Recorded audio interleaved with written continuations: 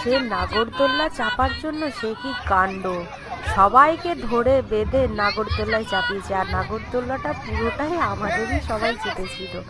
আর সে কি ভয় সব কটার, ধরে ধরে দেখো সবাইকে ধরে ধরে চাপিয়েছে। আর দেখো তোমরা কি হয়েছে তারপর।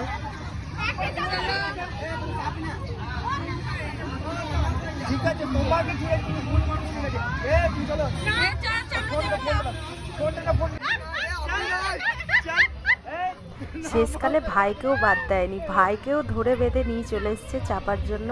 আর ভাই চেপেছিল, তারপর মাঝপথে ও নাগরদোলা থামিয়ে ওকে নামাতে হয়েছে। আর ও আমাদের কাছে প্রকাশ করছিল না যে ও ভয় পেয়েছে, আর আমাদেরকে বলছে যে নাগরদোল্লাটা বেশি জোরে ঘোরাচ্ছে না বলে আমি নেমে গেলাম।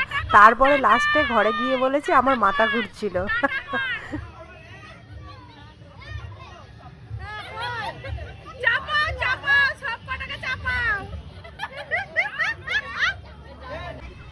শেষকালে দিদাও বাদ গেল না, দিদাও চেপে পড়েছে। আর আমাদের কি হাসি, দিদাকেও নাতি দিদাকেও বাদ দেয়নি, দিদাকেও বলছে তুমিও চাপো। আর দিদাও খুব সুন্দর করে চেপে বসেও আছে। আর আমরা হলে তো ভয় পেয়ে যেতাম।